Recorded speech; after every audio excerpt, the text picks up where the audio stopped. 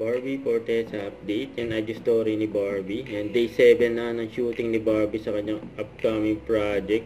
Ayan, abangan. Ano kaya ito? Ayan, sarap pa nga ng kain ni Barbie habang nanonood sa laptop at sakay ng kotse. At ito pa, may maswerte pa nga nakapagpa-picture kay Barbie. Ang sabi, finally nakita din in person Miss Barbie. Okay lang hindi makakain ng lunch. Busog na ako sa kagandahan ni Barbie Forteza. You know, grabe nga yun. Saka ito pa, and number 1 pa nga sa view for 6 consecutive weeks, you know. Isa't kalahating buwan, number 1 ng Beauty Empire ni Barbie, grabe yun. Saka ito pa, and last 2 weeks na lang sa view ang Beauty Empire.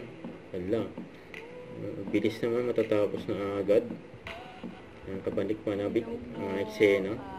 Ito pa, mamimiss ni Barbie.